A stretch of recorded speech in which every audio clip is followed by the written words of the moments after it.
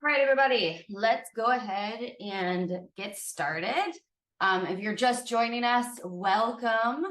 And do me a favor and go over to the meeting chat and type in where you're from. And if you are familiar with your natal chart and your astrology, if you know where your natal Taurus is in your chart, like what house it is, and if you have any planets there. If you don't, that's okay. We're going to talk about it. I'm going to help you guys locate them. So before we get into it, I just want you guys to know there's a few things that you're going to want during this time to be the most productive with our time together. Okay. And that is obviously your journal and your paper. If you ever work with me in any capacity, you will know I say this every single time, and that is you need your journal, you need your pen, and you need your favorite deck of cards. So if you are a card user, whether that's Oracle or Tarot, you are going to want that within the next like 30-ish minutes. Okay. So we've got some slides that we're going to move through. They're very simple. They're just for all of our different types of learner styles, really try to make sure that we are able to meet everybody's needs in that way. And then this class will be recorded and kept and used. So if you guys are on the list, I will send it to you, the link that will be on YouTube, and you'll be able to utilize that. All right. Now, the way that you're going to communicate with me is going to be through the chat box. I'd love to know how you guys are doing. I'd love to know how you are already starting to sense and feel Taurus expanding in your psyche and particularly your body, because Taurus does rule a human body. So we'll talk about that here as well.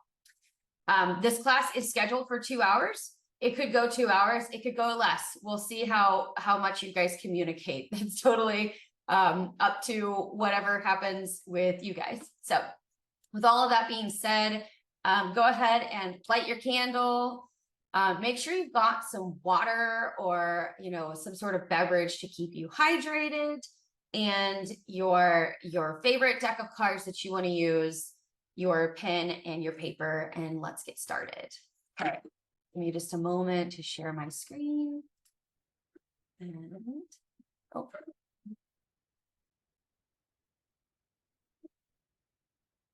Hold, please. Okay.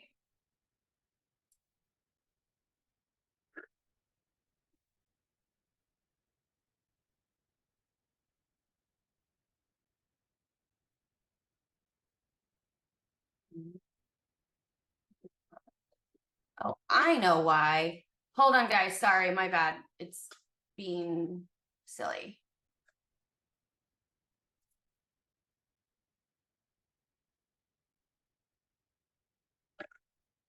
Here we go.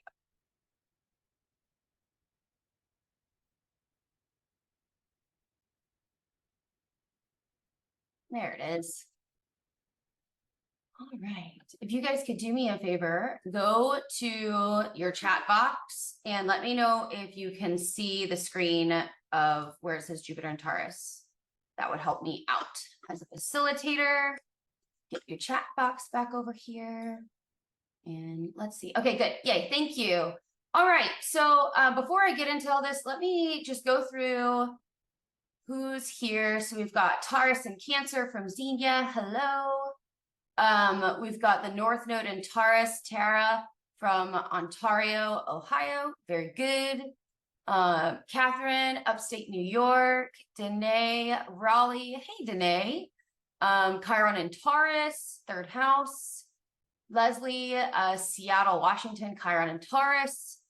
Okay. Abigail, Taurus, rising, 12th house with Saturn and Jupiter from Wisconsin. Okay, good. All right. Anybody else, let me know. If you tell me, what year you were born, I could probably tell you if you have Chiron and Taurus or not. That's a whole vibe, guys.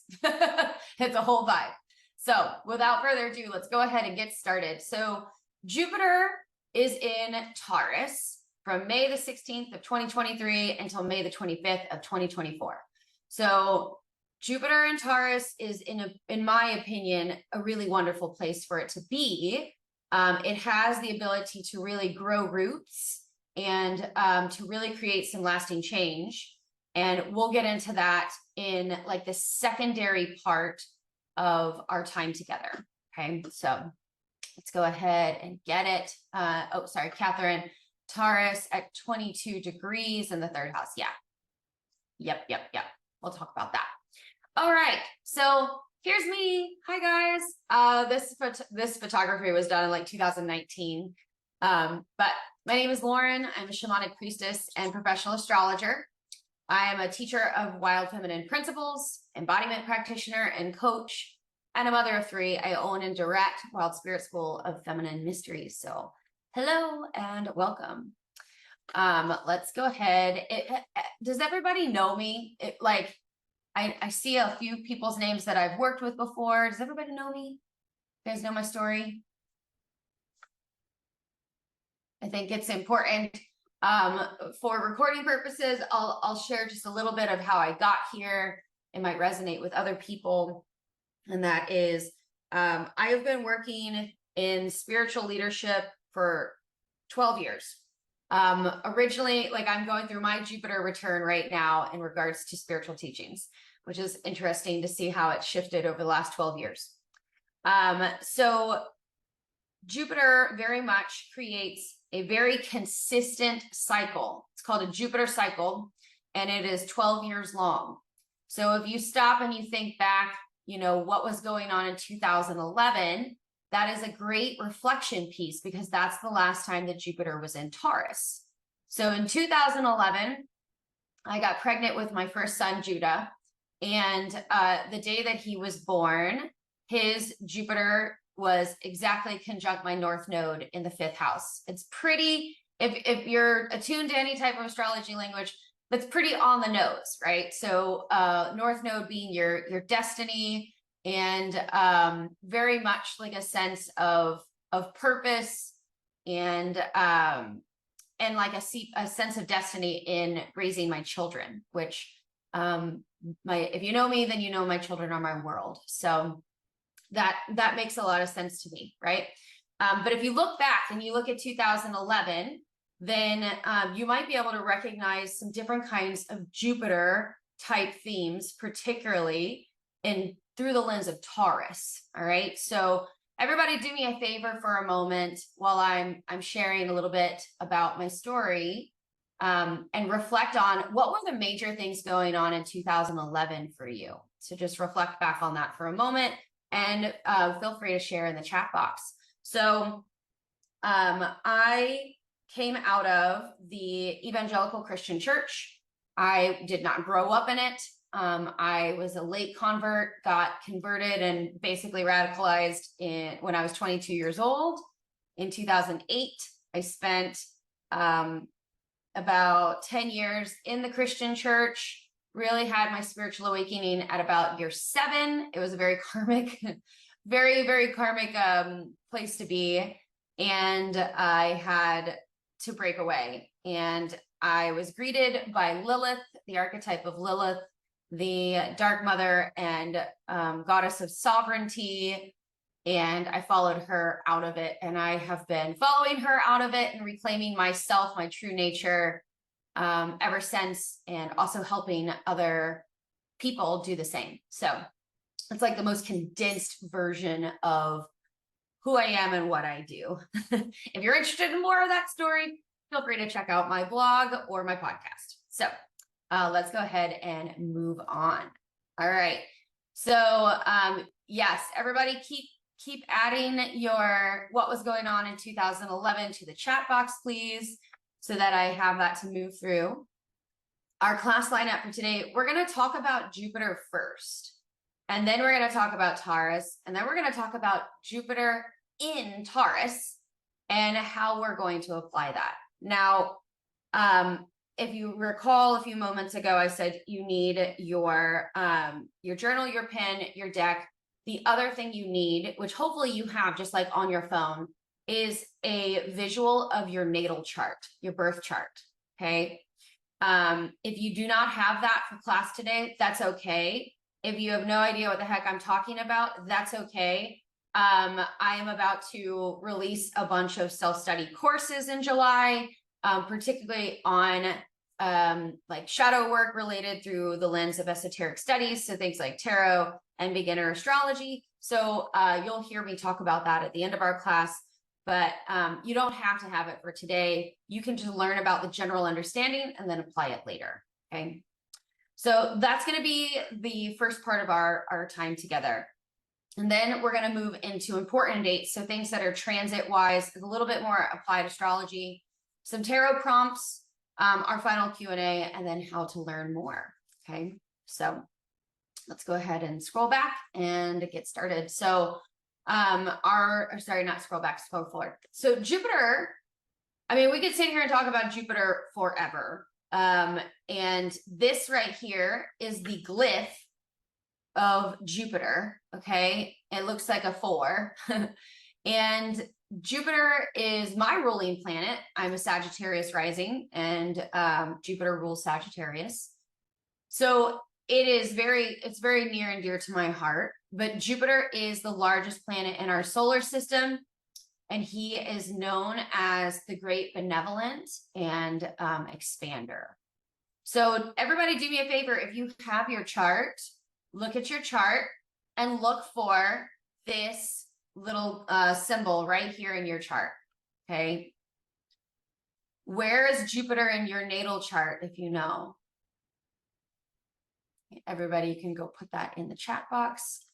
What you will understand is that your natal Jupiter, when you were born, your chart is specific to you. It's like having a fingerprint. It's very specific signature. It's your star map.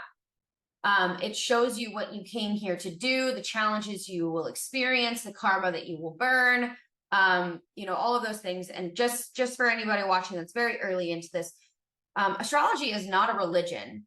Astrology is a language. It is the language of energy and frequency. And that's really what it is. It is its own archetypal language of understanding these different cycles, planetary cycles, and the archetypes of how they can affect us somatically and also psychically, right? So in our minds, our bodies, and then our generations, right? And so to not get too far out there, which I can very easily, I am Sagittarius rising in Jupiter, so I could talk and expand on things forever and ever and ever, but I won't. Is that Jupiter is in what we call the inner houses, because he is not past Chiron. So Jupiter is very personal to the individual. He's planetary cycles change every year, of about 12 to 13 months. It's extremely reliable in how he orbits the sun and returns and retrogrades. It's very, very, very consistent. Okay, so we can really look to our Jupiter cycles to understand how we're meant to be growing, expanding, healing, and overcoming. Okay, it's an important aspect to look at in any person's natal chart, particular to how it affects them. And we'll get into that here in just a moment. All right, so let me finish reading a little bit about Jupiter. So Jupiter, largest planet in our solar system, he's the great benevolent and expander. Wherever he touches, we grow wiser and more experienced. He brings luck, spiritual growth, a need for expansion and freedom. And he has an annual 4 to 5 month retrograde, happens about every summer. And it has a deep purpose. And so I'll talk about that here in just a minute. Should we be using whole signs for our chart? That is entirely up to you as the practitioner of. So that is 100% like up to how you practice in your astrology practice. So if you use Placidius or Coke, or if you use whole sign, that's totally okay. It is how it lines up for you, right? Now, if you were getting like a reading with me, I'd be reading Placidius in tropical. So that's a great point. Let me like create a moment to explain something for a second. I am a Western astrologer. I practice Placidius tropical-based astrology. I teach both archetypal astrology and I can teach predictive astrology. So I have a very large scope of how I teach and practice astrology. But what I really am is very much a Chiron and Uranian channel. So astrology is the language that I know best and I speak to make sense of people's lives. So it's not that I believe in it. I personally believe that astrology is a tool for consciousness, for wise choice. Astrology is basically spiritual weather forecasting. So in the same way that like we have the weather channel, astrology is like the energetic weather channel. Okay. It tells us like, hey, it's going to rain during this season. This is flood season. Don't go here during flood season. Like it provides opportunities for us to be conscious and to really like lean into, do I want this or do I want that? Do I want to live out this narrative? Do I want to change the narrative? It is a tool for consciousness. And Jupiter is very much about that. Jupiter wants us to expand beyond our limits. And so without getting too far into that, wherever your Jupiter is natally for you is naturally as the native where you are meant to grow and expand, particularly through 12-year cycles in your lifetime. Okay. Now we can talk about Jupiter, your natal Jupiter in the chart for hours. I mean, hours, days, years, like it's very in depth. Like I said, if you want to learn these things, I teach it. And it's powerful, extremely powerful to really learn how to weave new narratives that you choose for your lifetime. But I can't go too far down that in our 2-hour session today, especially when we haven't even gotten to the application of Jupiter through the lens of Taurus. And that's where I want to spend the majority of our time today. So one thing quickly though about Jupiter and its retrograde is that Jupiter works from an energetic perspective, very much like a hot air balloon. Okay. So Jupiter has this ability to work like this. Like if you've ever seen people work on a hot air balloon, then there's a certain practice. There's like the basket, and then there's like the strings that are like holding the balloon like over to the side, and you pack the basket. So the first part of Jupiter in its direct motion, like there's 3 parts of it, right? So there is Jupiter direct, Jupiter retrograde, and then Jupiter direct. All right. And so it only has 1 retrograde before it moves into the next sign.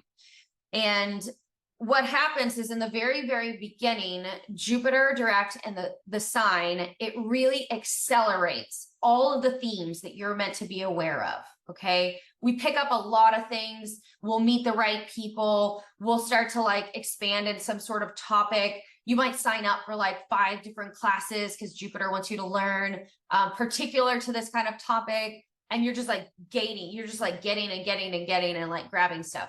So we like to think about the first part of Jupiter's cycle through each sign as like, this is the part where we're filling the basket for our trip. Like we're preparing to get the basket off the ground. And then when Jupiter stations retrograde, it functions much like a sailboat that lost its wind. It cannot move in the same way. And a lot of people perceive this as a block or a limitation or a sign that like we should just stop it altogether. But that is not what it is. What it is that we have too many things in the basket, right? So right before Jupiter stations retrograde, come back to this visual of like, you've packed the basket, you are so ready to get up in the air. You're like, yes, I can't wait to go see this and experience this. You get the basket, full, you're in it, it's lit, the balloon starts to rise up and you feel yourself getting some levitation, and then boom, you drop back down and you realize that your basket is too heavy. All right. And this signals our Jupiter retrograde energy. And so what our job is to do during Jupiter retrograde is to sift through the basket of all the things that we've allowed to expand and throw everything out that we're not going to actually take with us, right? The basket's too heavy.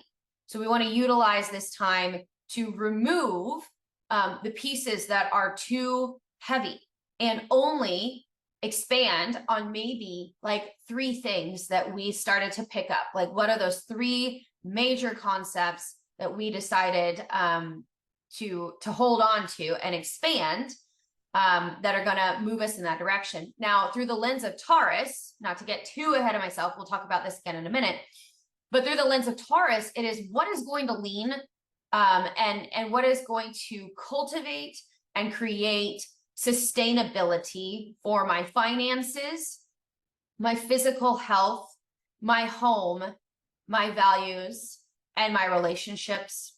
And last but definitely not least is, how do I feel about myself? It's self-esteem. So it really, it asks us to kind of focus on no more than about 3 or 4 things that we're going to really focus on expanding through the lens of that zodiac sign. Okay, now I'll go ahead and move into Taurus to tell you how we kind of like apply that lens. And then I'm going to move through some of the things that you guys are saying in the chat. And then I'm going to give you guys a couple of minutes for a writing prompt that we will come back and share, and then move into the second part of our time together. So Taurus, all right. So Taurus is a zodiac sign. Jupiter is a planet, and Taurus is a zodiac sign. What does that mean? It means that Jupiter is a planetary body, right? It is a physical body that has been there for a very long time and has a certain signature of energy, right? We talked about it being benevolent, being expansive, being a spiritual teacher, also seeking truth. It very much seeks truth. Jupiter is closely aligned to like the guru, the spiritual teacher, the philosopher, and the social justice, like the judge, right? So with Taurus being a zodiac sign, what that means is that Taurus is a constellation of stars. All right. It is not a planetary body. It is a constellation of stars. And what happens is that the planets move through, they orbit through that constellation, and it brings those energies into our consciousness. All right. So it's not like the stars have their own particular way that they affect us in the same way that a planet does. The planet is what activates it. All right. So for example, right now, the sun, a planet, is shining a light on, which that's what its job is to illuminate things that we need to pay attention to, is in Cancer. It's at 3 degrees of Cancer today. All right. And what does that mean? It means that the sun is moving through the Cancer constellation, shining a light on all things that have to do with motherhood, your home, your food, your nutrition, how you're nourished, your body, right? So it really shines a light on particularly matters of home and relationship to your emotions and your mother, right? Your birth giver. And so that's what it shines a light on for about 30 days. All right. Now, Jupiter in correlation to the sun is only in one sign for 30 days. And that's what makes things like Cancer season. Whereas Jupiter is in a zodiac sign for 12 to 13 months. And that's the focus. All right. So Taurus. Taurus is the ruler of the 2nd house in the natal chart, and it is ruled by the planet of Venus. This zodiac sign rules over ownership, your values, and self-esteem. Taurus brings up issues of wealth, sustainability, finances, values, marriage, agriculture, the real estate market, and the economy. All right. So it is very, very much this sense of like what needs roots. Like we got to think about Taurus, right? So Taurus is the bull. It is heavy and it's bovine. It's a cow, has horns, right? So it can definitely be pissed off. Takes a lot to upset a Taurus though. But when they're mad, man, they're very mad. So Taurus, like all zodiac signs, has its associations, but on the larger perspective, these are the things that it rules. All right. Does anybody have any particular major placements in Taurus, like a Taurus moon or a Taurus sun, Taurus rising? Those are very strong aspects to a person's personality. But when we have this Taurus energy, Taurus is very much about roots. It's about ground. It is about, oh, hey, Ash. Yeah, you do have a Taurus. It is very much about this aspect of, like, is this going to be sustainable? Because what Taurus is interested in at the highest level is leisure. It's very much ruled by Venus, the planet of pleasure and luxury and enjoyment, right? And so Taurus very much makes choices based on how much pleasure will this bring me? How much leisure will this give me? Now, as with all signs, all planets, all things astrology, there's always polarity in the sense that there is a high expression and a low expression, right? Now, we try not to hierarchicalize that, but it's true. So like the high expression of Taurus is really grounded sense of self-esteem, not afraid to face the truth, not afraid to do the work, but doesn't go looking for it in extreme levels like its opposite planet, which is Scorpio. But it very much brings this level of like practicality and groundedness and earth-based wisdom, right? It is very closely associated to the earth, like all of the earth signs. And so it makes a lot of choices financially, relationally, and self-esteem wise based on, like, is this a wise decision for the long-term investment? Will my long-term investment pay off? So like these are the ways that Taurus moves at its higher expression. It looks like wealth. It looks like pleasure. It looks like leisure time. It looks like, a good solid mortgage and a good credit score, like it's not necessarily to the extremes. That's Scorpio, right? But it is in a way that allows for the individual to rest in a sense of security and peace because of the choices that they made, considering what are the long-term implications. So Taurus is very, very wise in that way. Taurus is also very sensual because Taurus rules the body.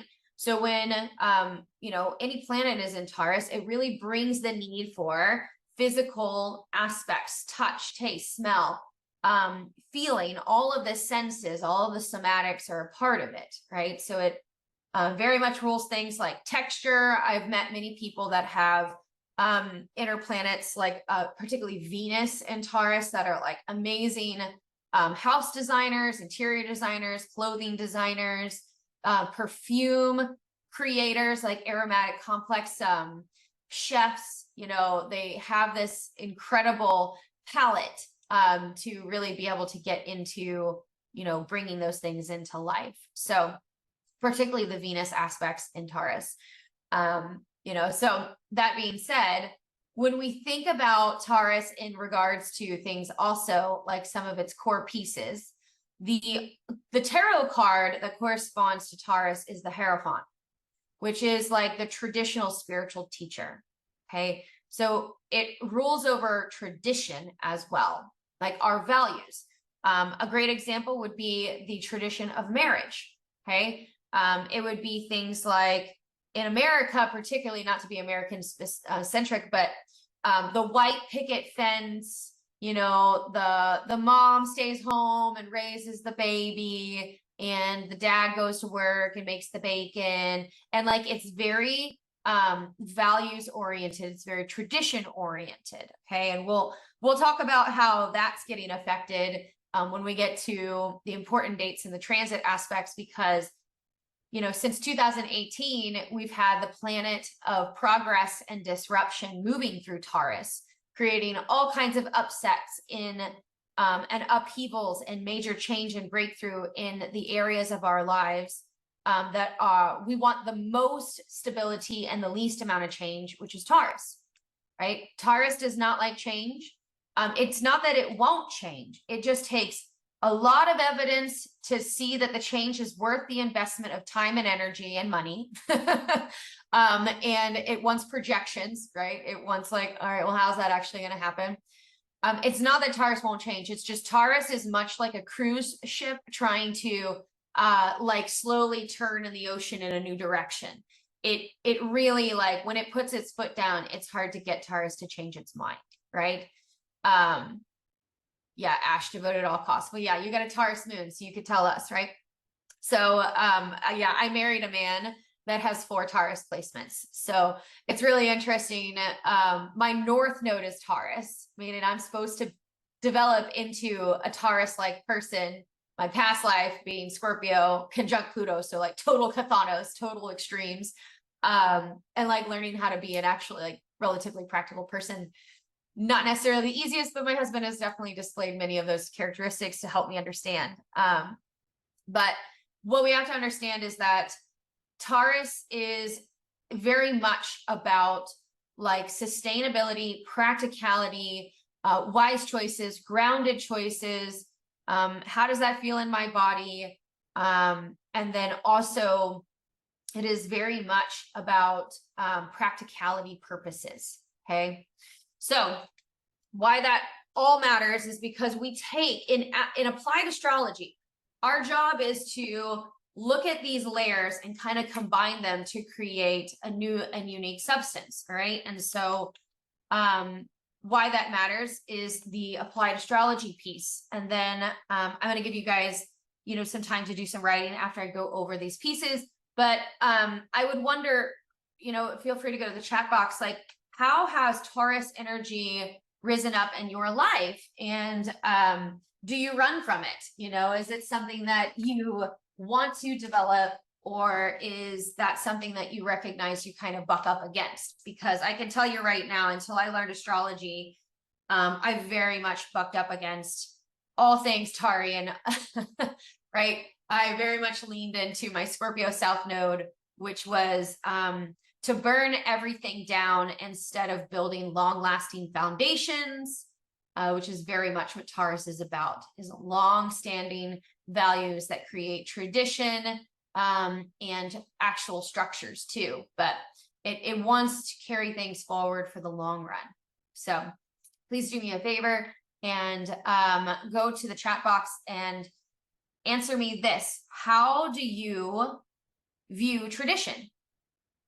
How do you view tradition? Are there any traditions that you have broken down over the last 4 years? Are there any that you continue to hold on to and cling to as values? Right. So I'll come back. All right. So the applied astrology. So our job now is to take Jupiter, right? Expansion, truth seeker, luck, the spiritual teacher, the great expander, plus Taurus, grounded, stable, sustainable, wants values, wants to build on things that have long-lasting structures.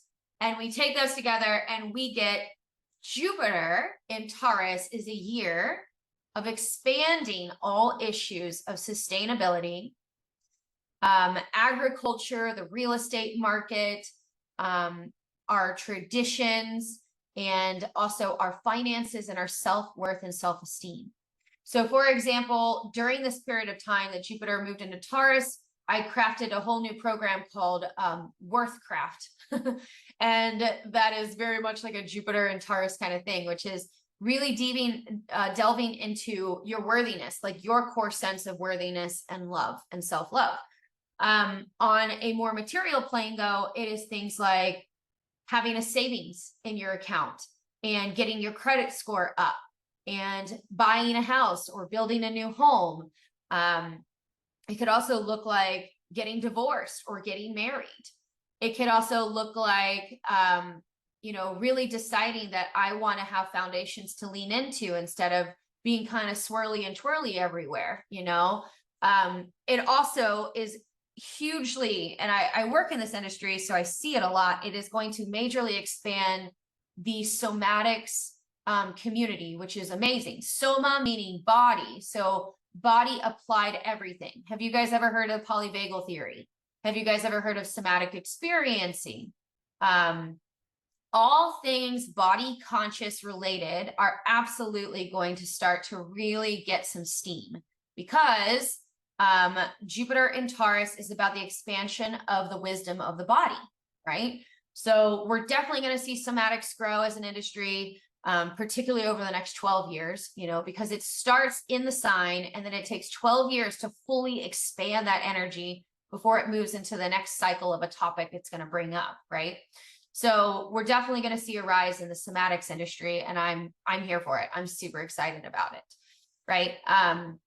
But when we look at Jupiter moving through Taurus through the lens of relationships, I'm going to kind of take us through some of the larger blocks of information. When we look at Jupiter through the lens of relationships, it is going to really ask us, like, are you going to really go through the cycle of being in a relationship that does not feed your values? Are you really going to be in a relationship that does not meet your sensual or sexual appetite? Are you really going to be in a relationship with somebody who doesn't value the same things as you do? Are you going to build traditions with this person? What are those traditions built upon? What are those value systems, right? And so it very much is this big, deep lying question of seeking for truth and expansion. Now, right now, Jupiter is not near Uranus, but it will be. It will be soon. And we're going to talk about that once we get to the second part of our work together, because that is important. Because you have to understand, Taurus doesn't want to change. It wants to root down. It wants to rely on things. It doesn't want things to change. It doesn't want things to be unstable or unpredictable. It wants things to rely on. And Uranus creates absolute change. And so, you know, Jupiter in Taurus in the very beginning is pretty Jupiter in Taurus, but once it starts to push up against Uranus, it brings a whole other flavor. And that is change and innovation for long-term sustainability and progress. Right now, it's still like kind of bringing up these, you know, intense pieces of like, do I value myself? Do I know my worth? Do I know my values? Do I have boundaries? Taurus has better boundaries than any sign, right? Like any sign.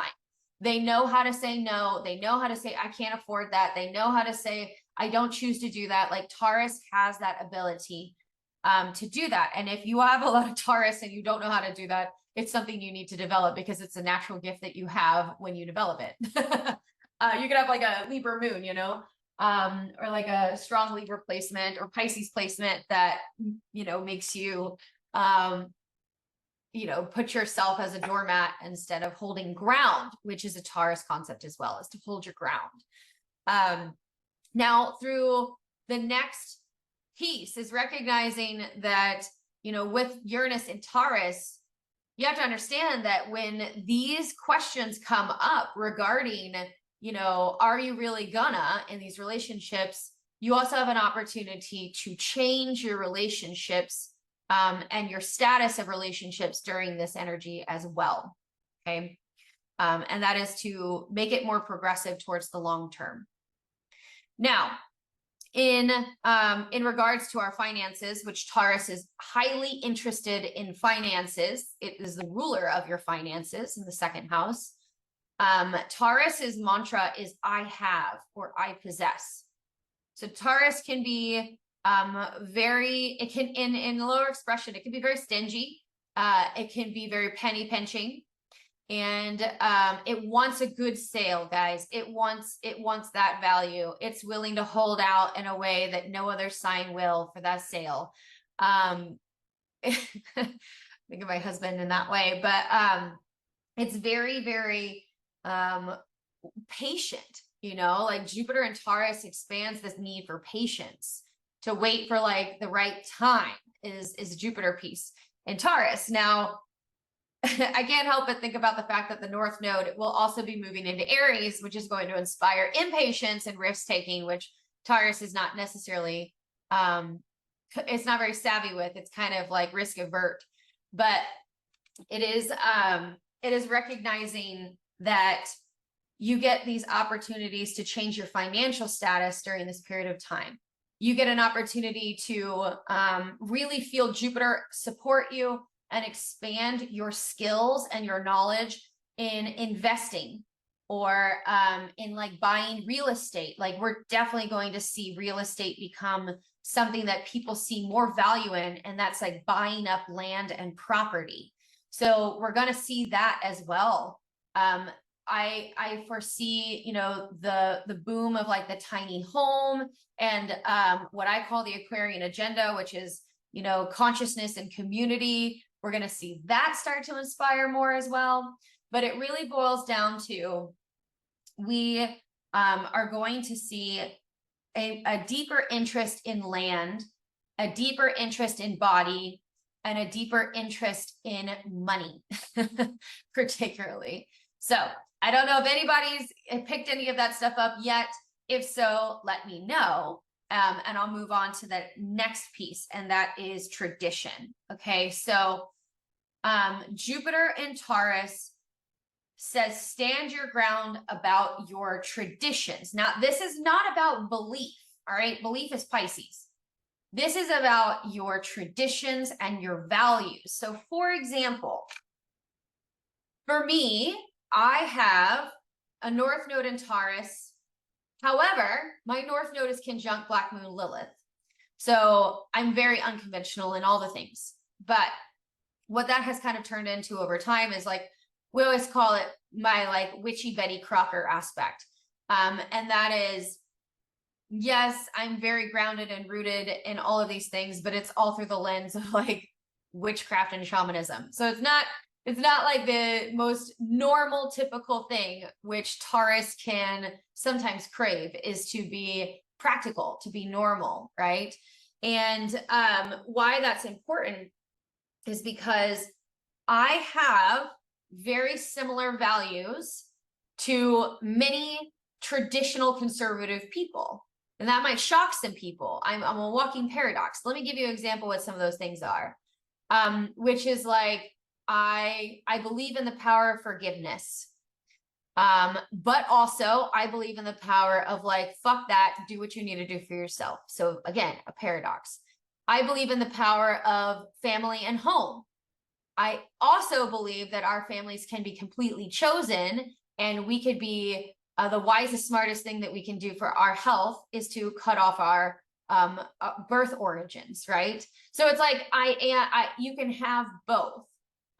You can own and like have the same values as many like conservative people that, you know, is like a pretty normal status. Like I love being married, you know, like that's like many people were like, really, you're getting remarried? And they're like, yeah, I love being married. I just want to be married to somebody I actually like. You know, so it's like, we can have these traditions, we can have these values. I celebrate all of the solstices. I celebrate the Sabbaths. You know, things like that. Like I'll still do Christmas with my kids. There are things that we are kind of asked to reframe, like what traditions and values do we settle upon, right? So hopefully that makes sense. Okay, I'm going to start to go through the meeting chat. If you guys have any thoughts, feelings that are popping up, let me know, and we will get into them. And then we will take a short, like, it's not a break necessarily, beyond, I want you, if you need to take a bio break, go to the bathroom, refill your water to do that, and then to do some prompts for me, because I want to get some information from you guys to help expand, right? You can hear my Jupiter on this topic, right? Okay, so Abigail, your Jupiter's in Taurus. So you're about to have your Jupiter return, Abigail. So new career opportunity. Hold on, I'm looking for everything.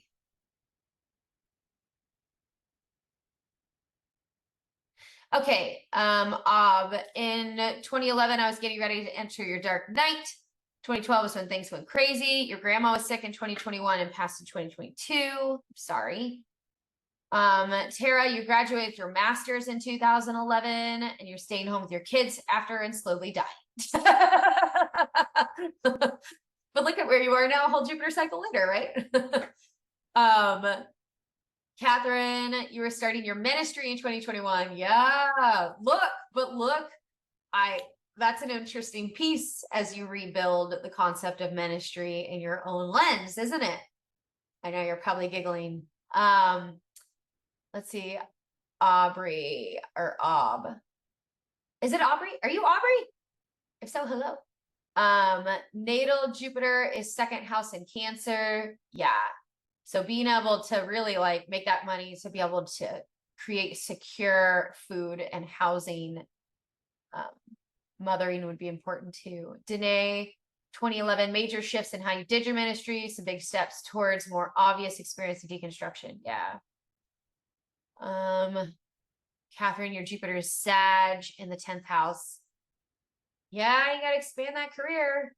It'll take many new shapes and forms. Tara, Jupiter in the first house in Capricorn at 11 degrees. Yeah, like needing to expand that sense of career and boundaries, so important for you to be able to grow in the ways that are necessary for your success, what you consider to be successful. Danae, Jupiter in a Libra stellium with Saturn, Mercury, Pluto in 8th house. Yeah, I remember that. I remember that in your chart. Yeah, I mean, just such getting into the esoteric arts is like a necessity for you at this time, like in this lifetime, for sure. Like really learning how to expand into those deeper mysteries. And then also through relationships as well. Potentially intimate like relationships really help expand all of those concepts for sure. Leslie, Jupiter, Leo in the 12th house. Oh, you got to wake that up. I'm sure Black Moon, Lilith, Mars, and Venus are going to help with that this summer. So like really waking up to how you expand and grow. And then let's see. Catherine, I'm assuming that you're talking about Cancer where you're like, I need wellness time now. Yep. Food, nourishment, rest, water. Yeah, I also think it's interesting how the sun moved into Cancer, which is very much like large bodies of water. And like the ocean is literally fighting us back. Let's see.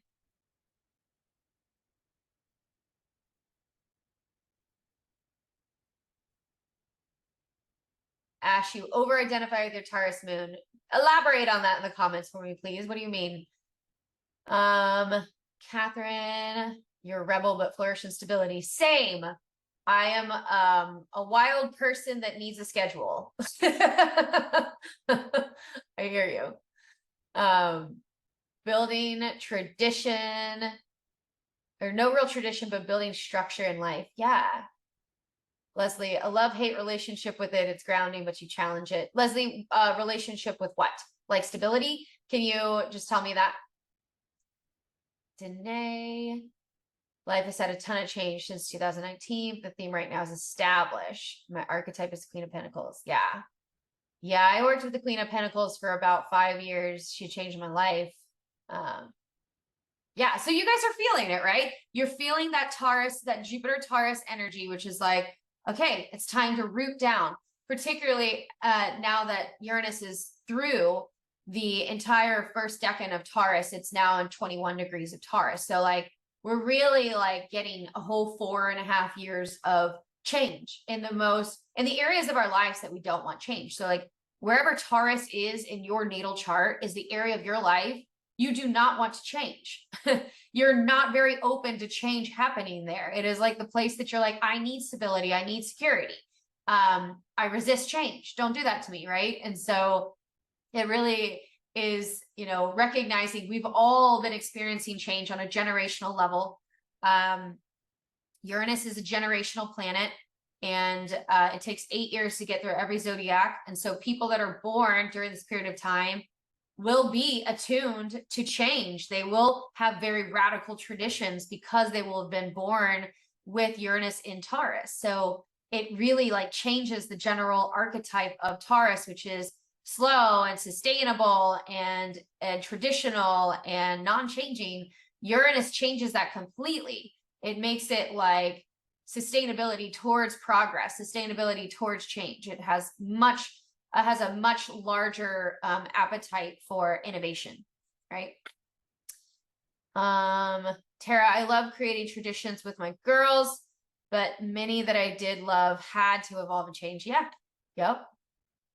Ash, I used to love traditional things. Now, not so much. I want to create my own traditions moving forward. What feels aligned with my soul's and not anyone else's. That would be Uranus on your moon over the last few years.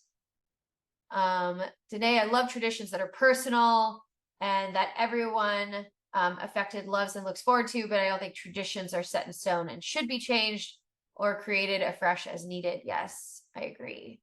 Tara, I'm considering wrapping up my nodal return. Oh, considering you're not wrapping up your nodal return, you've been working through a lot of Taurus names. Yes, same. Ash, getting your nodal return soon. It's going to be so good. You're going to love it.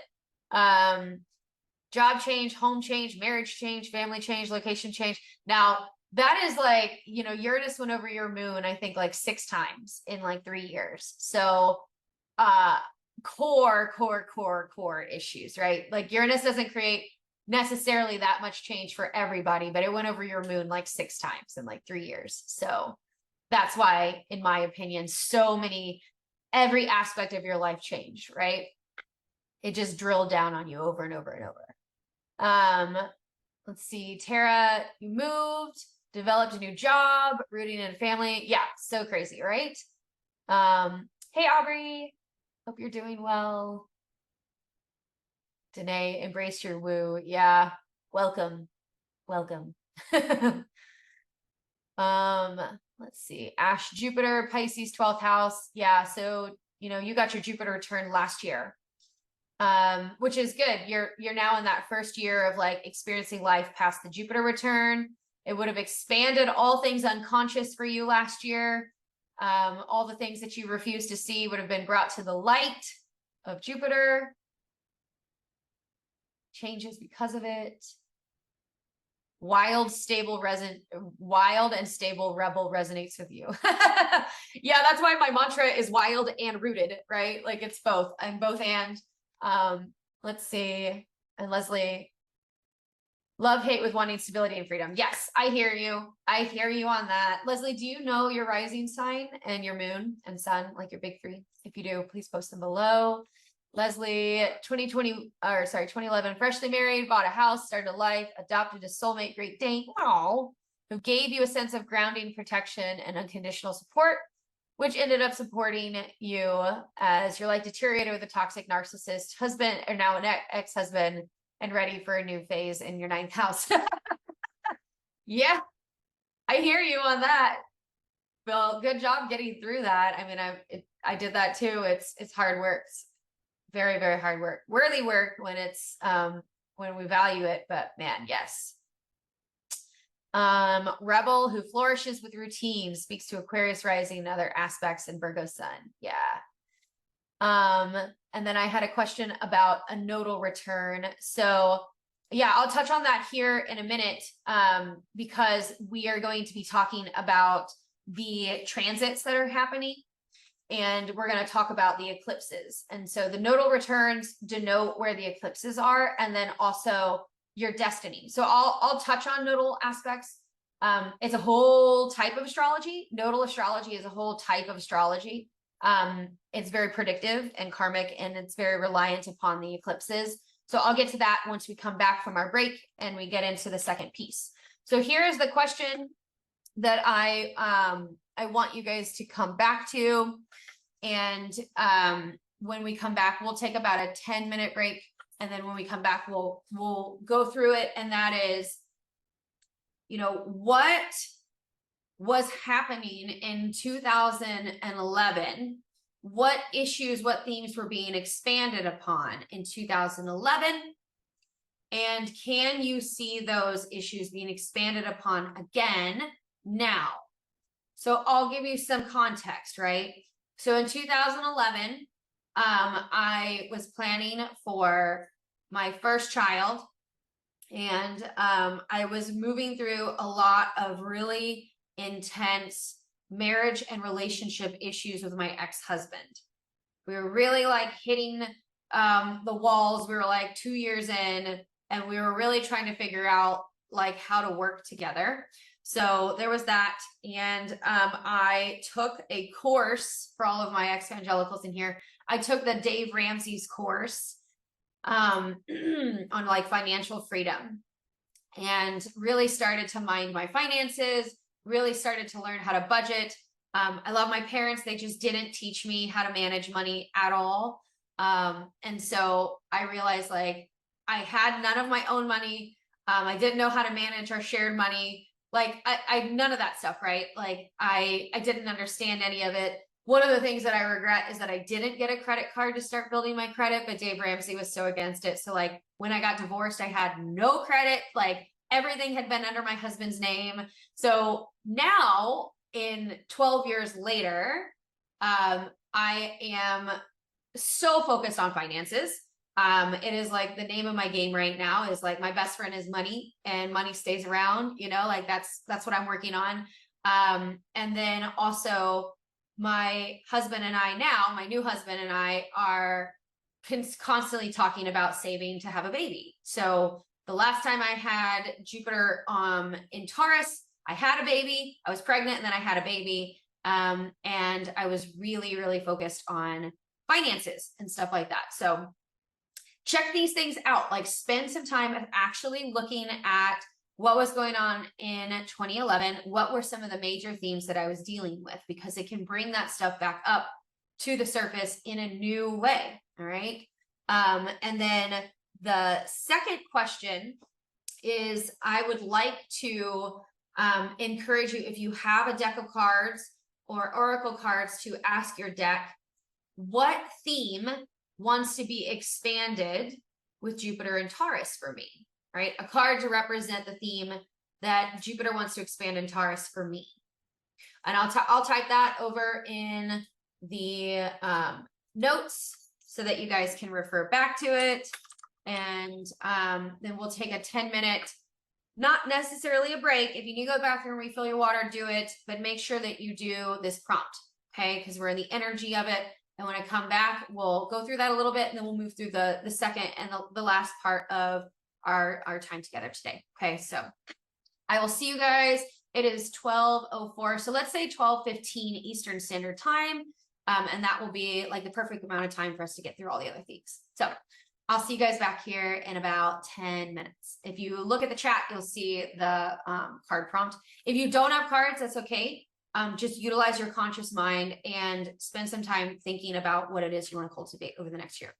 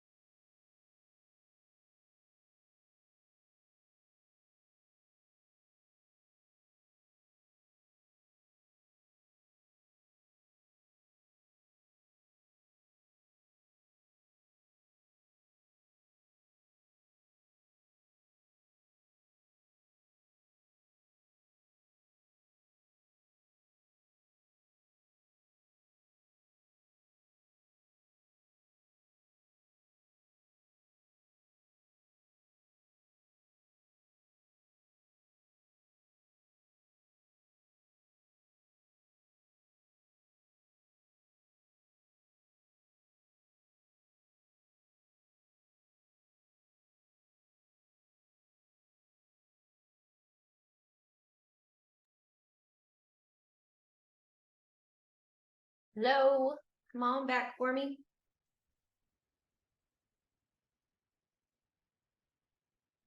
All right.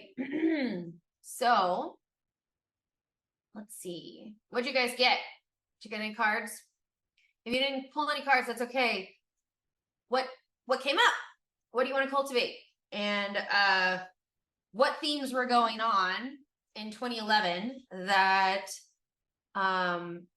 you could potentially even see becoming a repeat of the conversation? All right, Ash, you're gonna love this. Using my lights to your tarot deck, I got Death and Rebirth.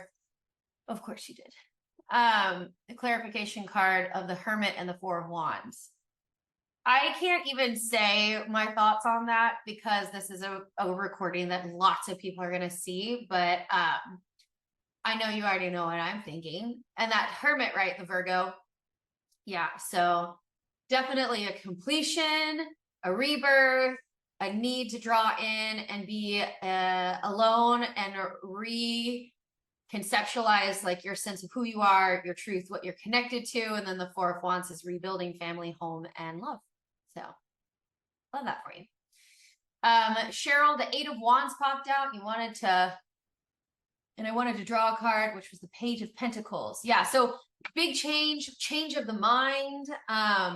You know, and that makes me think of, you know, any old final traditions like really falling away, because the Eight of Wands is Sagittarius, Uranus and Sagittarius. And so it is very high mind. It's very fast moving, taking action, moving towards something, a lot of clarity. And then the Page of Pentacles, which is, you know, a messenger of things that could have long-term sustainability. So that's an interesting one. Tara, the Two of Swords, and you asked for a clarifier, you got Five of Pentacles. Oh, interesting. So the way I would see that for you, Tara, in this question context would be like, are you going to continue to choose things that leave you and your family out in the cold?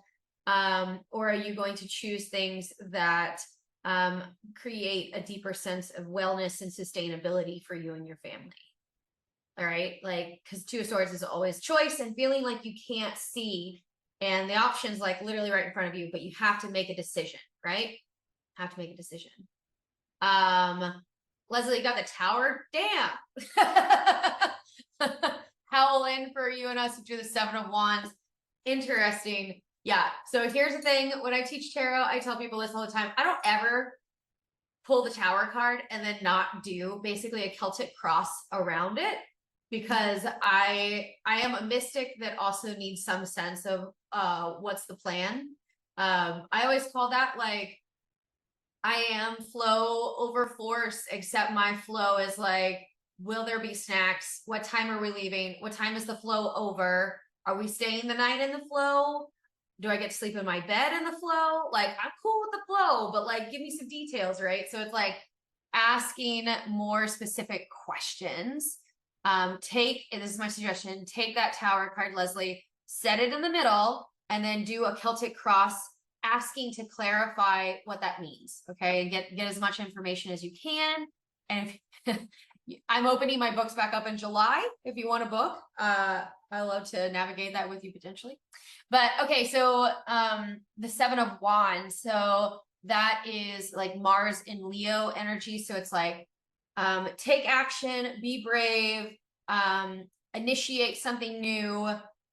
Could be conflict, but like using your willpower and like pulling from the heart to move towards something you believe in. But there usually is conflict involved with that. Okay. Ash, you are welcome. Abigail, the Queen of Cups popped out. I love that for you as you know, kind of go down this pathway of considering, you know, psychology as a profession, and like deepening into your own empathy, your own spiritual world, your own emotions.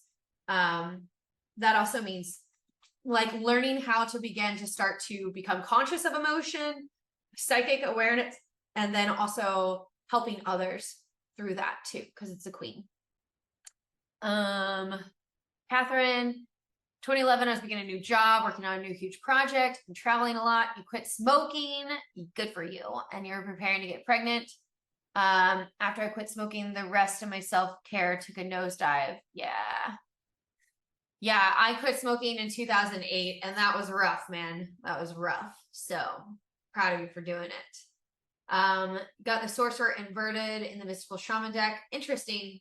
Yeah, so like being able to turn things around that maybe perceived once as like bad, evil, you know, being able to kind of like change that story of, you know, who you are and what you do and what you practice, not not being that, right? Untangling your mind, untangling yourself. Aubrey, the 5 of Pentacles. Yeah, so like really coming out of like really focusing on building sustainable finances, building a deeper sense of peace and security in the home, right? So what that card would mean is that Jupiter in Taurus is going to shine a light on any choices that you make that do not lead to further sustainability and your security of your home life, okay? So I want to think about that. You're welcome, Cheryl. You're welcome, Leslie.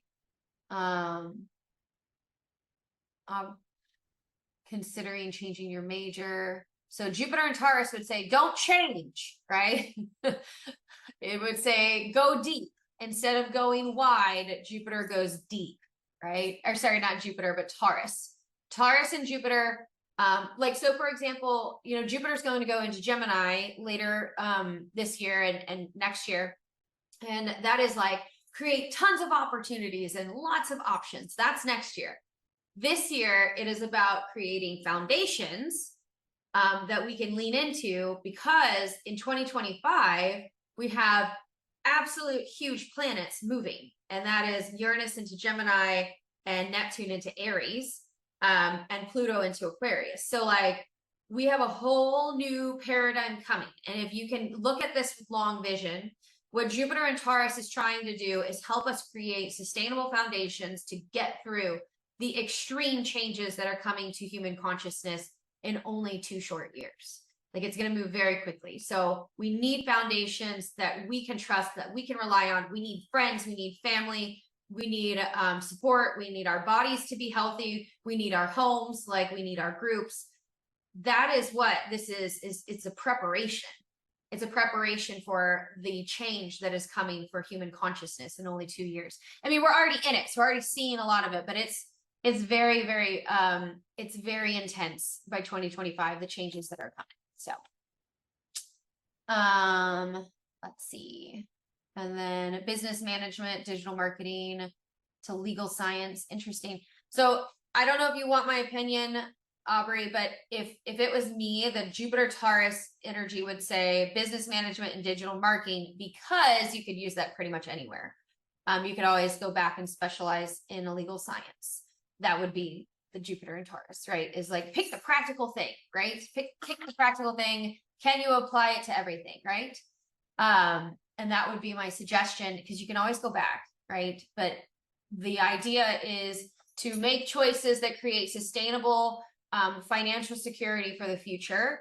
And like, you know, you could get this degree, apply it to pretty much anything, have a payment while you're going back to school and doing the things that you really want as well. But then you have the secure foundation financially, right? So like that would definitely be like Jupiter and Taurus kind of energy. Catherine, you were changing careers back then. You're looking to do that again. Started smoking again a few months ago. Need to stop. Focus on some self-care and wellness. Talk about a circle. Yeah, but right, like we see the cycle, right? So we gotta pick it back up. And I would say that we always want to look at recognizing how the things can come back, and we get conscious choice. We're like, oh shit, this is back again. Like, am I really gonna do this? And sometimes we do have to go down the experiential path. Sometimes we do have to lean into that experience again and remember, like, ooh, that was a hot pan that gave me a blister 12 years ago, and I don't want that again. Sucks I had to learn that lesson again, but at least I don't need, you know, a quarter of my lifetime to learn my lesson. It was that one little singe, that one little blister reminded me, right? And then we get to consciously choose. So I would say that, you know, bringing the conscious awareness to everything is what shadow work is. What we're doing is we are illuminating these cycles. We're illuminating these self-sabotaging behaviors. And then just because we illuminate them doesn't mean they go away.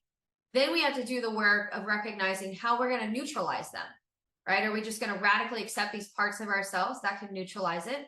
Are we going to embody these things? Are we going to say, no more, I choose a different way, I choose a different path? You know, this is where I teach in my larger studies and programs with people. Like, when we recognize things like this, we recognize that we also might have to change the entire narratives and go a different direction. We might realize it's time to go 180 degrees in the opposite direction. Sometimes it is moving in that direction. We don't know. Everybody's stuff is unique and different. But the first step is to bring conscious awareness to it. And then Jupiter and Taurus, the somatic awareness to it of like, does this really serve me for the long run, right? Do the choices that I make right now, are they going to create sustainable foundations for the long run? For me to be in my pleasure, for me to be in my security, because what Taurus wants, it's ruled by Venus. Taurus is much like a rose. You want to think about Taurus and Jupiter and Taurus as like flowers. It's a very close association, but particularly roses, because Venus is closely tied to roses. You want to think about Taurus as like a rose bush. It needs to be tended to. It wants deep roots in the soil. It wants to cut off the things that are draining life away so that it can bloom and then go beyond bloom, but blossom. It wants to blossom slowly. It wants to open its beauty slowly, but it needs roots and hydration to do so. It needs consistent light. It needs consistent soil, right? Like, that is how Jupiter and Taurus really expands and blooms, is that it needs that consistency and those roots and that foundation to like really experience pleasure, to release a positive aroma. Like, all of those things are very Jupiter and Taurus kind of energy, right? So let's see, Ash, so many patterns repeating themselves all over, not just with you, but people reliving them. Choices are coming. Yeah. And again, here's the thing about Jupiter and Taurus, which is what we're going to close our practice with today, is grounding, right? Like, grounding down into our body, feeling and sensing into our body. Like, our body knows Jupiter and Taurus is about somatic wisdom, like really slowing down and feeling like how the heart feels about that. Is the heart racing? What color is your skin tone? Is it pale? And like, you know, it's very much wise and giving you truth all the time. It's just whether or not we're listening. You know, it's whether or not we trust ourselves, that we trust our emotions, that we trust our bodies to guide us, you know, correctly. So, and Catherine, neutralization. Yeah, I mean, that's literally it. We just have to neutralize the polarities of like, yeah, that's a thing, and I'm going to do that, or I'm not, or I'm just going to sit with that for a little while. And now that I've named it, it is there, and at some point I will choose to deal with that, right? So in saying all of that, let's thank you guys, everybody, for sharing. Let's go ahead and get into our next piece, and that is going to be our Jupiter in Taurus important aspects and dates. So the first thing I want to talk about is going to be not Jupiter in Taurus, but the North Node having been in Taurus. So the North Node has a corresponding aspect called the South Node. And in karmic astrology and Vedic astrology, they are known as Rahu, the head of the dragon, and Ketu, the tail of the dragon. Now, this is particularly practiced, and it was formulated in Vedic astrology, which is Eastern astrology, but it has been modernized and applied to Western astrology as well. And if there is a few aspects that I particularly look at to create strong predictions, the nodal axis is the number one. All right. And what the nodal axis does is it follows the the eclipses. Now, the nodal axis, they're not planets, they're shadows. They are time-oriented, like signatures, energetic signatures, and the shadow of the moon in a chart. So they're not planetary pieces, they're energetic pieces. They are extremely reliable in terms of astrology, okay? And another thing is that, you know, the planets, they move counterclockwise in the chart. Well, the nodal axis moves clockwise. So what that means is that when the nodal axis changes, which it is going to next month, which I'm going to talk about here in a minute, it does not start at 0 degrees of the planet like the other zodiac signs do. Like when the sun moves into Cancer, it starts at 0 degrees of Cancer, and then every day it goes up 1 degree, right? The nodal axis is not like that. The nodal axis starts at the karmic degree. So it starts at 29 degrees. So in July, when the nodal axis moves from 0 degrees of Taurus, it's going to move into 29 degrees of Aries. Okay, so it counts down back. Again, more advanced astrology, it's just there. If you guys want to learn that stuff, consider doing one of my programs. I love teaching nodal astrology. But what happened is that in November the 17th of 2021, we had our first eclipse in the Taurus nodal axis at 28 degrees of Taurus. All right. Now, the North Node had not moved into Taurus yet. It moved in there in January of 2022, but it did start to bring forth the topics of the eclipses in Taurus and Scorpio. So since about November of 2021 and then January of 2022, we have been dealing with the destiny, the North Node, the North Star of the collective, particularly moving in the direction of Taurus. So really asking us, is that sustainable? Is that foundational? Does that line up with my traditions? Is this the truth for me, right?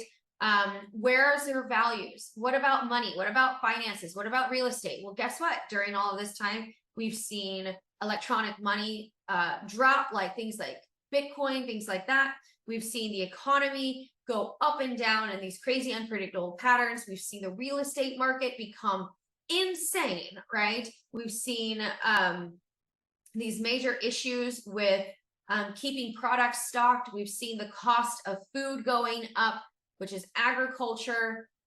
We've seen growth in people starting to talk about trauma, embodied trauma, polyvagal theory. Like we've really seen a growth point in these areas.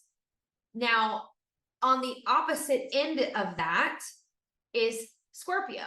So the South Node, which is K2, which is the dragon's tail, is the karmic release point and the reset point. It is the death in Scorpio.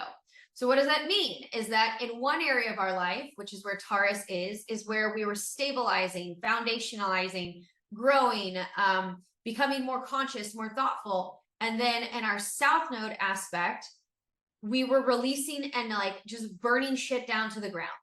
So for example, my North Node has been, or the North Node Taurus has mainly been in my 5th house of like my relationship, my kids, my pleasure, my creativity, particularly. And my South Node has been moving through my 11th house, which is friend groups. Well, I have very much driven my energy in a conscious way towards putting all of my energy towards my kids and my husband and my home and my work.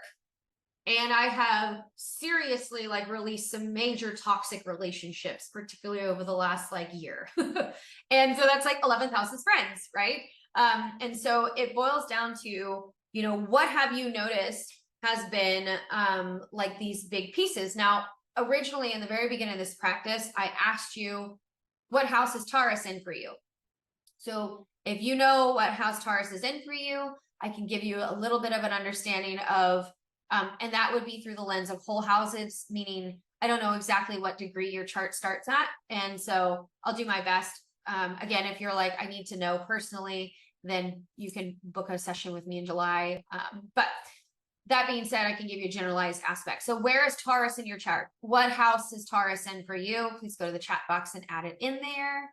And then we'll get moving. So Catherine, third house. So the north node would have been your third house, and the south node would be in your ninth house. Danae, same for you. North node, the third house, south node, ninth house. Abigail, north node, 12th house, south node, sixth house. Tara, north node, fifth house, south node, 11th house. Like yours is just like mine. Really pushing towards your family and your creativity, and really letting go of old friendships. Not Interesting question. Oh, sorry. My Siri loves to interrupt me. Ash, north node, second house. Yes, your self-esteem, your willpower, your money, your values, and eighth house, divorce. Release, death, letting go, splitting up of finances and shared resources. Yeah, Danae and Catherine, you both had Chiron in there, which means absolute like healing crisis would have conspired since 2021. Really like illuminating and bringing some heavy stuff up, particularly from childhood that correlates to your mind, your thoughts, and like really letting go of these very old traditional, particularly spiritual teachings with Chiron down there in third house that came from childhood, really having to let go of like your parents' theologies, and then that ninth house, right? Moving into new spiritual teachings, new higher level spiritual teachings. And then Abigail and Aubrey, 12th house. So north node moving you towards new spiritual pathways, opening up psychic gifts, dreams, but also highlighting how you self-sabotage. Okay, like seriously highlighting how you self-sabotage and don't materialize. So it would be like really putting down the pressure on you about like, here's how you burn your life to the ground. Here's how you self-sabotage. Here's how you never like create anything that has sustainability or foundation. So like painful, like 12th house energy is always painful. But what it should be doing is at this point is like, all right, here's what we are going to materialize. Here is the foundation we are going to build. Our foundation is built upon my spiritual values, and that is found through isolation. And I am no longer going to sabotage in these ways, and I'm going to put down roots in my spiritual practice. I'm going to materialize something for security, right? And then ninth house, so north node, ninth house. Yeah, so travel would be a huge thing. Particularly like relationships with people that you develop while you're traveling would be very important. New higher level studies would be very important to you at this time, like learning new types of spiritual practices, and it's like really elevating your consciousness would be a huge part of that. And you'd be letting go of like a lot of these early childhood teachings and your previous neighborhood. Let's see, north node. Yeah. And then Cheryl, Taurus in the 11th house. So building new friendships, right? Like really taking time to build friendships with people that are going to last. So whenever I see Taurus in the 11th house, it means you don't need that many friends. Taurus is quality over quantity. It wants the best because it wants to build a foundation. It wants to go deep and not wide. So really like leaning down into building communities with people that really get you, really get your values, really let you like be authentic to who you are, building relationships with people, particularly the last 18 months, that will have a very long lasting effect on you, if not become friends forever. And then fifth house, which is like letting go of any like previous ways that you thought that you had to partner, previous ways that you thought that your childhood was going to be. But yeah, particularly that that aspect of like building healthy friendships. Yeah. So our north node, our personal native north nodes, if you guys would like a class on that, I'd love for, go in the chat box and let me know, because I am starting to really build my own foundations of radically accepting that my business is mainly online. Before COVID, I was in person, and as of right now, I realized that online works really well for me and my family and my goals. So I'm going to be bringing more workshop style classes instead of just year-long programs. The year-long programs will be there, but also these shorter pieces. If that's something you feel like you'd be interested in, do me a favor and go to the chat box and let me know. Okay, so our next piece is going to be talking about our Jupiter retrograde. Okay, so Jupiter is retrograding this year in September. So our Jupiter retrograde is going to begin at 15 degrees of Jupiter in Taurus on September the 4th. All right, so this is a little bit longer than it usually is for it to be in this sign. So it's going to retrograde at 15 degrees of Taurus. All right, now it's going to pull all the way back. Give me one moment. I'll tell you when it's going to go direct. Okay, it's going to go direct at 5 degrees of Jupiter, or sorry, 5 degrees of Taurus, which is an important date. I write that down on December the 31st. So it will go direct the day before New Year's at 5 degrees of Taurus. Well, there are many important aspects happening at 5 degrees of Taurus in 2023. The first one we've already had, and that was Mercury retrograde in Taurus. It ended its retrograde at 5 degrees of Taurus, and it went to direct at 5 degrees of Taurus. Then we're going to have an eclipse at 5 degrees of Taurus, and then we're going to have Jupiter go direct at 5 degrees of Taurus. So these are all important aspects we want to pay attention to. Is, you know, what are these things bringing up, because it's going to tell us quite a lot about these energetics. But what that means is that it is pretty much about, remember how I talked about that like hot air balloon experience? We are going to really get this sense of like what is going to expand and what is not during the dark part of the year. So for those of you that are familiar with the Wheel of the Year, this is like where, you know, we're basically in autumn and winter. So we'll be moving pretty much from like almost maybe on autumn equinox into winter solstice. So here's what that means energetically. It means that like this energy is going to go hibernation. It's going to really need like discipline. It's going to really need nourishment.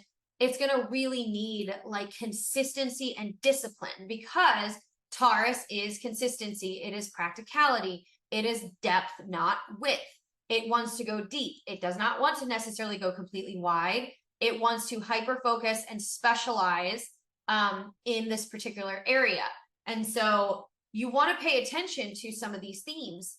So like for me, I've been able to name them, right? And I encourage you to name them. And that is like my themes right now are finances, so wealth, my family, right? And then alignment. Like I'm no longer going to keep going wide and teaching every single thing.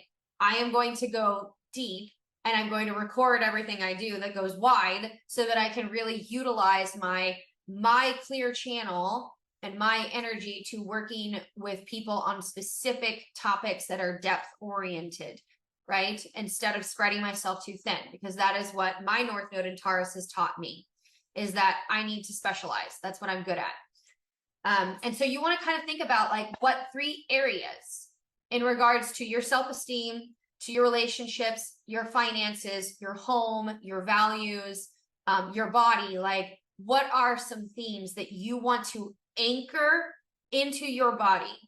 Anchor, right? Embodiment. What are things that you actually want to embody and deepen in during this period of time? Because when Jupiter is retrograde, it takes us internal. It means that all of the spiritual work and the truth has to be awoken within our bodies, within like a sense of consistency of routine, because it's very practical to see the issue, right? So on an energetic level, that energy in Taurus, it could feel like stagnancy. It could feel like being stuck. It could feel like being stubborn. It could feel like there's no way out, because one of the lower expressions of Taurus is that it gets very stuck. It becomes obstinate. It puts its foot down. It's not open to change. It wants to stick to what it knows. It wants to stick to tradition. And it really needs to look to its counterpart of Scorpio, which is to transform, to recognize what needs to die and what needs to be transformed. And they work together in that way, right? And so it is important during that period of time because we'll be particularly, moving through Scorpio season. We'll have an eclipse during that time, which is in the last aspect of Taurus, that we'll have for 20 whole years. Is like Taurus also needs to recognize that sometimes things have to die. Sometimes things have to transform, and we have to rebuild our lives, and we have to rebuild on the rubble of our previous lives to make something new and more innovative with the rubble we have, right? Or do we need whole new bricks? We don't know. So it's a very interesting time period for Taurus because it can be very destabilizing. It can be very dysregulating because Taurus just wants an even keel, like a sense of steadiness that it can rely upon so that it has a sense of leisure, right? It wants a foundation. Whereas Taurus and Scorpio wants extremes. It does not want practicality. It wants depth. It does not want like shallow. It wants extremes. And so, not to say that Taurus is shallow. It's not that. It's just, it doesn't necessarily go to like down rabbit holes and things. It's like, I want to be like pretty practical about this. That makes no sense to me, right? They need each other. They always need each other. So we need both. So I just want to keep that in mind. Okay. And then the next piece is recognizing when it's going to go back over the degree in which it was when it stationed retrograde, which was 15 degrees of Taurus. This is an important period of time because the way that all retrogrades work is that when it goes retrograde, it brings up all of our challenges that we are meant to work through. So the retrograde period is a time to fix things, to be retrospective. What do I want to keep? What do I want to let go of? And then when it goes direct the last time, that is the application of the things we actually want to keep when it comes to Jupiter. All right. So it will go back over 15 degrees of Taurus on April the 14th, which is only 7 days after this massive eclipse in the Aries Libra axis on April 8th. That will be in America. It's actually going to shine predominantly its light in Ohio. For those of you guys that are Ohio natives like I am, that's a huge one. That one's really, really, really important. Which is, I could do another class on that at some other time. But what we see is that by this period of time in April, it's about the 21st through the 24th, that we are going to see the themes that we're dealing with in September coming back into fruition. And then the last and very, very important part is going to be in April as well, when we have Uranus and Jupiter come into their conjunction. And it is on, let's see, what day is that? Hold on. I wrote it down. Okay, that is on April the 18th, and it will be there for,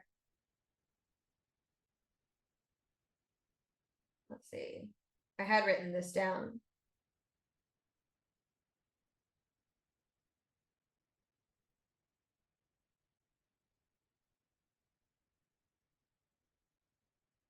Yeah, it'll be on the 18th until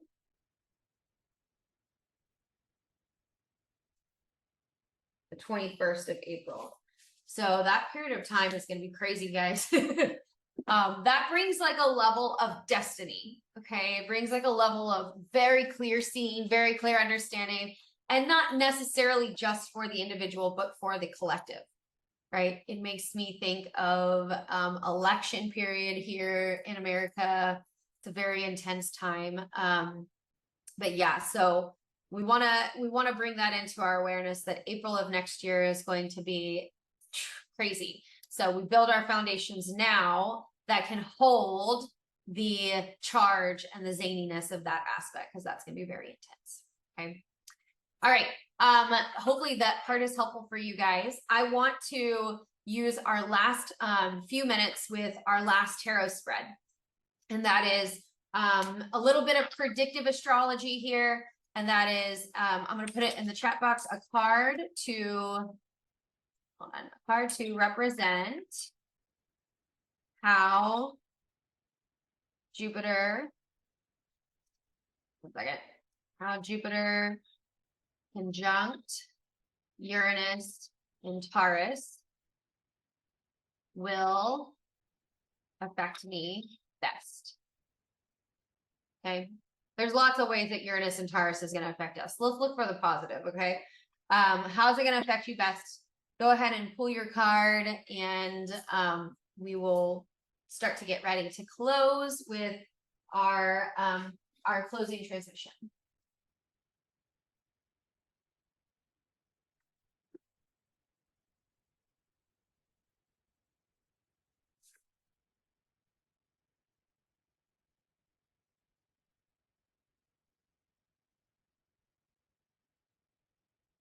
If you guys have water, drink some water.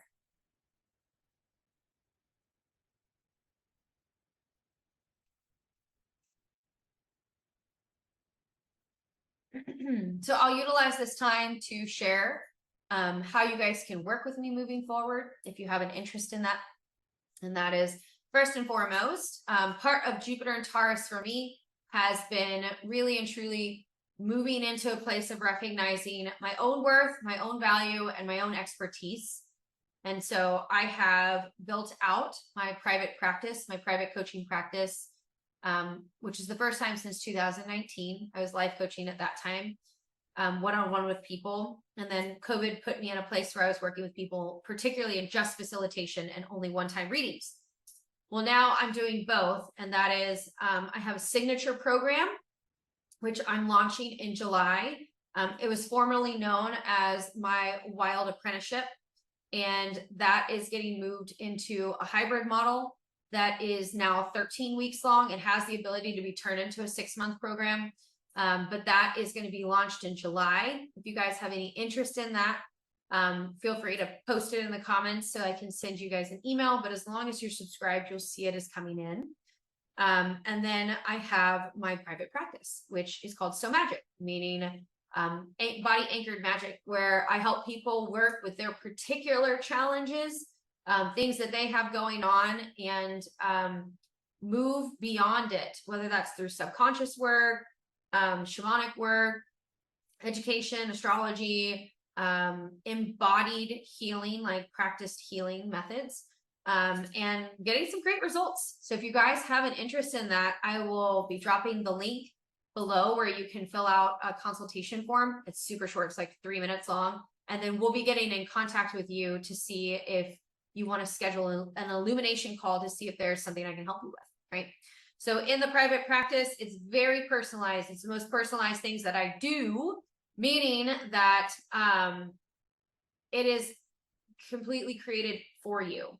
And, you know, if you're like, I'm working on self-worth issues and also I want to launch a career, then that would be a great option for you. If you're like, I want to learn astrology, then you should join my Soul and Synastry program when it opens, right? If you want to learn shamanic practices and witchcraft, then you should consider joining the Threshold, which is historically known as Ancestral Witch, et cetera, et cetera. But all of that being said, my books for readings will reopen in July. My hybrid, which is the apprenticeship, is now rolling, meaning that anybody can start at any time. There is no longer like a start date and an end date. It is you start when you start, you end when you start, right? So those are some choices that I made with Jupiter affecting me, and I feel really good about it. And just want to open that up for you guys. If you have any interest in that, it would mean a lot to me if you can feel free to direct message me, or you can send me an email, or just even let me know in the chat box and we'll get back to you. Okay. Okay, so let's go up here and see what we got.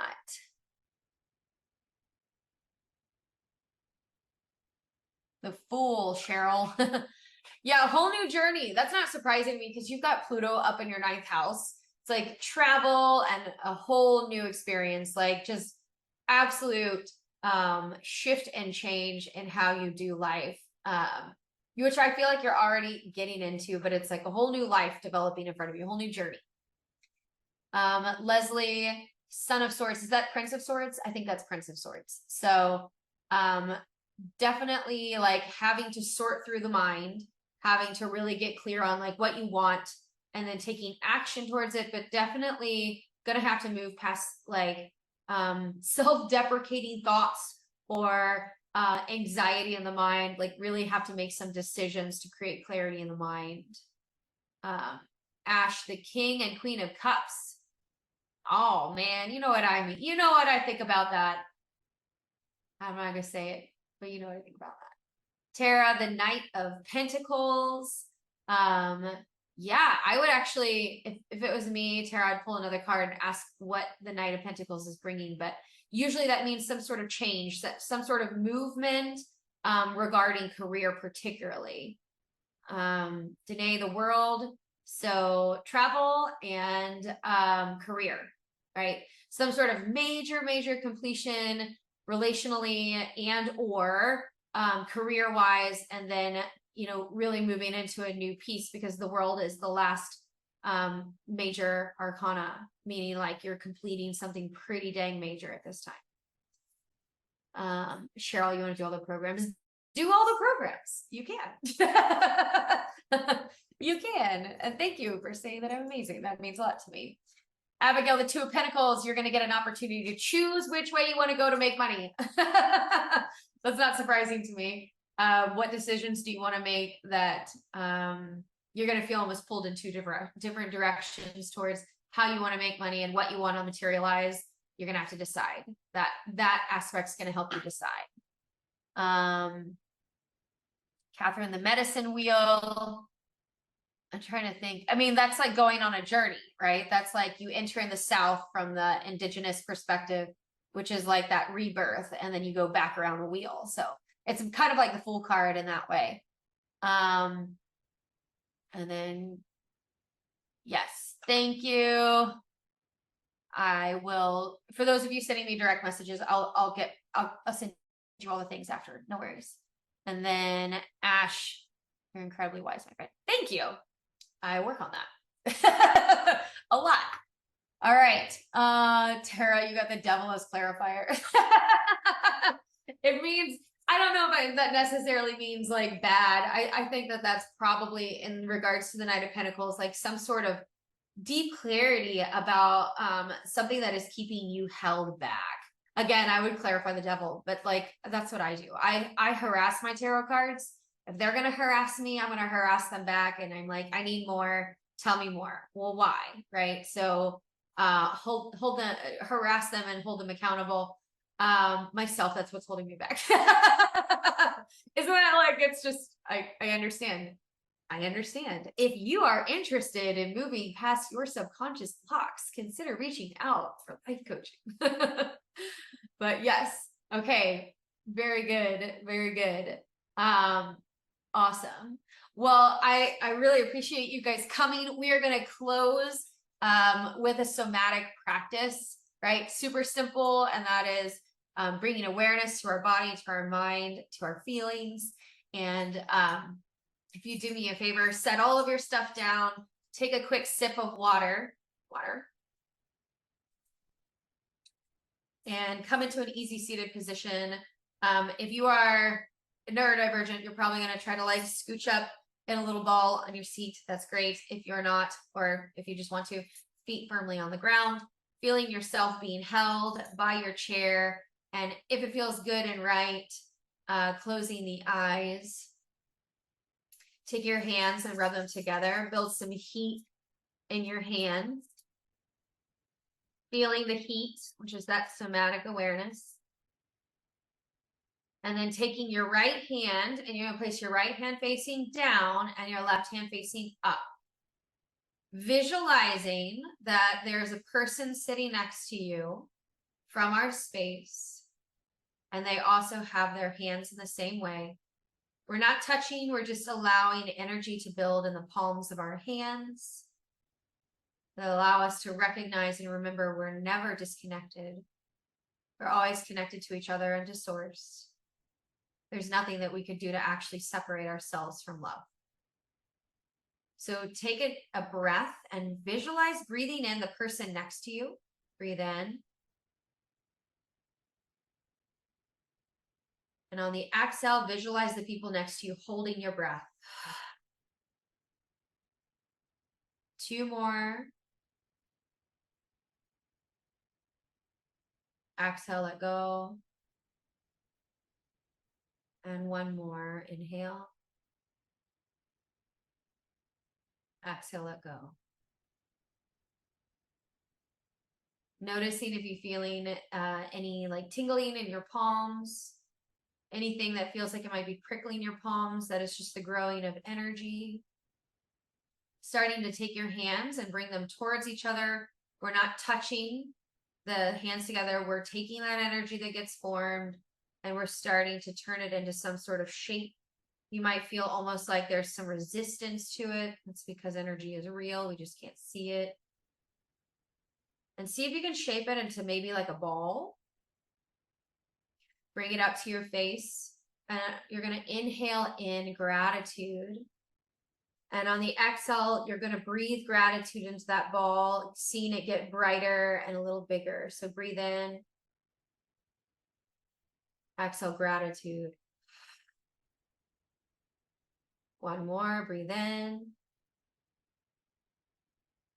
Exhale, gratitude. Taking that whole ball-like shape, whatever color, felt, sense, or experience it is, and taking it and placing over a part of your body that feels like it could use just a little extra love. When you feel ready, go ahead and take that whole thing and put it over that area. And just take a moment to breathe in any life, any felt sense, any color. And in that quiet stillness,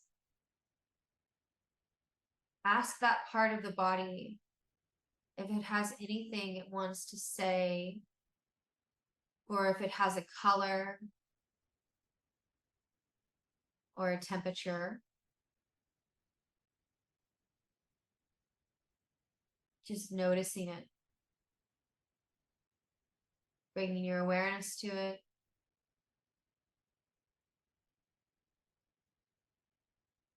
And sending just a little bit of extra love into that place of your body and gratitude.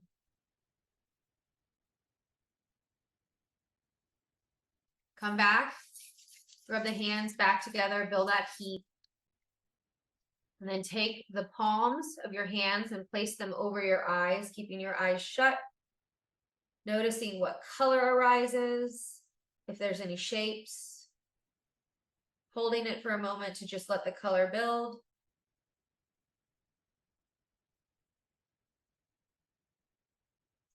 Going to the temples, that color, or that shape, or that feeling. Back of the neck. And heart. Taking a deep breath, breathe in, gratitude. Exhale, release. And come back. Super, super, super simple ways to connect with our bodies, with our breath, and then on the deeper aspects of somatic divination, it allows us to also communicate with our body. So, did anybody get any particular color when their palms were over their eyes? Did any particular organ have a color or anything to say? If so, please do me a favor. Normalize it by sharing in the chat box so other people can see. We're not weird when everybody else is doing it, right? I don't know. If you know me, then you know I say, blessed are the weird. Like, I can't imagine being normal. I don't even know what that means. Let's see. Pink and silver shimmering. That's so beautiful. Purple and the sound of lots of wind. Oh, that's amazing. Blue super green, yellow on temples, orange on neck, orange, purple, purple, yellow, hearts on a stick like a lollipop, deep, deep blue, yellow, chartreuse, A-frame house shape. That's cool. Red over ovaries. Started cycle last night. Yeah. Lots of squares. Cool. Okay. Write all these things down. So your next step, if you want, well, actually, before I even give you a step, let me name something really quickly. Oftentimes people are like, I'm not magical. I don't do this. I don't see that. And it's like, yeah, you are. Everyone has magic in them. Magic is just science we haven't figured out yet. It's sometimes we just have to slow down and be with it long enough to let it appear. And that is a Jupiter and Taurus teaching, that it needs time. It needs to blossom, right? It needs roots and it needs to blossom. And doing a simple practice like this is a powerful way to gain information if you're having a hard time talking to your body or getting a sense of how you really feel about things. You can do these simple practices and stay with the feeling, stay with the emotion, stay with the color, and just allow yourself to recognize like you are magical and it is real. And also, then you have a piece that you can analyze later. So you might want to look up like, what does purple mean, right? What does blue mean? What does yellow mean? You can look at it through the lens of chakras. You could look at it through the lens of color psychology profiles. But really and truly, it's also what in somatics we call like a headway or a pathway in. It's like a trail map that allows us to begin to expand on that thing, because now we have somewhere to start. And all consciousness, all healing really starts with bringing awareness to the thing. So I hope that that is helpful for you guys. Maybe looking into those colors and also recognizing that your body has a lot to say, is extremely intelligent, and to slow down long enough to hear it. Okay. I hope that this is helpful for you guys. And I will be reaching out to those of you that are like, tell me the things. And I will. If you are subscribed to my newsletter, you'll see all the stuff coming out. And if you have any interest in doing my hybrid program and learning how to engage in all the things that I teach, it starts in July. I would love to have you guys. So, all right, my friends, until next time. Namaste. See ya.